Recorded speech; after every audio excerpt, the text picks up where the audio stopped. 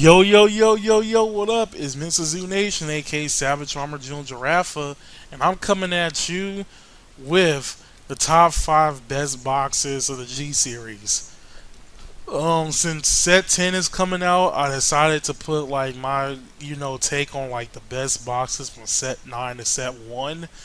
And, I'm gonna put like every box in there though, but regardless if it makes a top 5 or not, and of course, no extra boosters, no technical boosters, no clan boosters and whatnot. But of course, we're not also going to include set 10 because it hasn't came out yet. But anyway, without further ado, I'm Savage Armor June Giraffe, and this is the top 5 boxes from the G series. Coming in at number 5 is Transcendent Blade and Blossom. I had to put set 6 on here because this is what is referred to, in my honest opinion, the Grand Blue Revival set. Grand Blue got major support in the last Legion set in the Legion series, and it didn't get support all of 2015. But when this set came out, it came out with not only major support for Grand Blue, it also came out with a trial deck. So we got some new Nitro shit. We got more, Grand Blue shit for everything else. And man, it was good, especially for like the people that wanted to play Grand Blue but couldn't, and vice versa for the people who are already playing Grand Blue but just need to upgrade their deck. And I think it was bullshit what Bushiroad did, where they decided to only give Grand Blue 4 new cards in 2015, and that was in both of the Fathers collections. Not only that, 3 of the cards weren't even generic. One of them was like for Cocytus, and 2 of them were like for 7C. So that was even more bullshit than you think. But man, it was very good that they finally got support, and I'm fucking glad. And then they got support in set 8, which is my number 4. Um, Absolute Judgment. I had to put Absolute Judgment on the list because Absolute Judgment, in my honest opinion, is a prime example of how Bushiroad should do their content as far as like getting support. Like, Gold Paladins, World Paladins, and Neo Nectars didn't really deserve support. However, they decided to further support Unite, Brave, and then also support some undetected Neo Nectar stuff such as Maiden of and the Arboros. At the same time, we had the major ones that was like Grand Blue again, Genesis, Dark Irregulars, and Link Joker. Link Joker did give us the reprint of what's his face from set 3, and it did give us some pretty decent stuff even for like the side ones like Infinite and stuff like that. It also did give us some very decent Dark Irregular support. It made it a lot more consistent, and it did start supporting stuff for the Nightmare Land stuff. Also, in my honest opinion, the Sherrod Stride is probably the best looking SGR in the game at the moment. In my honest opinion, that's the best looking SGR the game has to offer. Because that artwork looks so fucking sexy, no homo. However, the bad things about this set is the Genesis support. Despite that, I like how they did it because they gave us stuff for both Fenrir and Regalia, and they balanced it. They didn't make one better than the other. They balanced it. The only bad thing is this is where the Wiseman loot came up, and this is also where the Seven Seas Great Wind Rush was born because of the Seven Seas support that came out in the set. So, despite that those are bad things, at the end of the day, this set was hella good, and I really enjoyed it. Coming in at number 3 is Radiant Sword.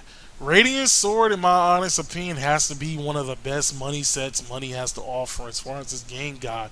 This was the very first set that the SP pack came out in, and this is also probably one of the very few sets where every single clan that got support was hella good support. I mean, the Angel Feather support was very good. The Dimension Police support was good. The Gold Paladin support, that was like the main thing, was worth it. Even the Gear Chronicle support in this set was actually hella good. I mean, This set was so fucking good, it was ridiculous. I mean, I love this set because of how like everything looks shiny and stuff like that. And then also like everything, like I said before, that got good support at the end of the day. It did Kagero justice, it did Dimension Bleed justice, it even did Darky Regulars justice. So yeah, I mean, this set was worth getting, no matter how you look at it. I mean, even the commons were worth getting, and that's surprising. The commons came out with Nurse a Broken Heart, so that's a card that causes so much trouble. Man, for a card that causes so much trouble is a fucking common, which is ridiculous. They took away Refros, so it was understandable that we got like some type of good replacement at the end of the day.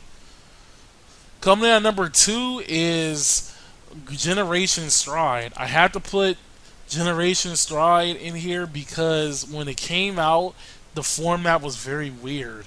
This was like the last days we got to saw mixed clans being a regular format and before it coming its own format. And you know, everything that got support in that particular thing was boss because they were the only ones that can use strides that weren't elemental. I mean, Cray elementals.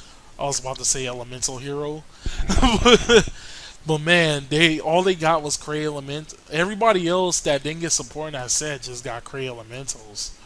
I mean, minus Neo Nectars, but still, it was very weird because of the format in general was just weird. I can't really put my mind. I can't really put put it in words, but the format was like unbalanced, but it was interesting at the same time because you knew if you're going against any of the clans that got support in that set or the Dimension Police set that came out like 2 weeks later, yeah, you were fucked. So yeah, if you're playing something like will be a prime example. If you're playing something like Angel Feathers at that particular time and you went against like Oracle Thing Tank or some shit, you're fucked. Before I get to my number one, my only honorable mention out of all the sets that aren't, supported is set five because of the fuck up that they did. And if anybody don't remember, Gear Chronicle came out with two cards. They came out with Fiery March Colossus and it came out with Clock Fencer Dragon. And Clock Fencer Dragon was a triple rare in an SP. And basically, it did not deserve that spot. Fire Mars Colossus did something 10 times better, and all that thing was a rare. So it was a very big fuck up in Bushiroad's part, and we haven't really seen anything that bad since. Set two, only thing people really liked about set two was Lambos, and outside of that, there was really no point. So Lambos reprinted, no point against set two anymore. Set 3, in my honest opinion, was boring because it came out with nothing but boring ass clans. The Darky Regulars and Murakumo didn't really do nothing to change the format at all. And, Shadow Paladins, Link Jokers, and Kagero was already doing stuff. So, yeah, it was very stupid. Set 9, you thought that was going to be number one, but that is not number one. Only reason why I'd say set 9 was horrible was because only thing people really cared about in that set was the Shadow Paladin support. Nobody cared about everything else that came out. And the Gear Chronicle support in that set was a waste of time. Matter of fact, it should have never been there. And as much as I hate to say this, Angel Feathers shouldn't have been there as well. But coming in at number one, the only set that wasn't announced is Soul Striking is Supreme. I had to put this set as the number one set because this was basically the Vanguard equivalent to Duelist Alliance. When that shit came out, that shit changed the game. Changed the game so hard, man. I can't really explain too much on why it did, but it just fucking did. Everything that came out in that set was hella good. Everything that came out of that set that was low tier became high tier. I mean, Gear Chronicles wasn't used that much, but bam, next stage comes out. All of a sudden, everybody and their mama's using this clan. Angel Feathers was another clan that people wasn't really using too much, but bam, you have the Reference Loop. All of a sudden, everything Angel Feathers was topping every single tournament. It became a problem so bad that they had to ban Refros to one, and Refros literally became the first common on that whole restriction list, which is fucking weird in my honest opinion.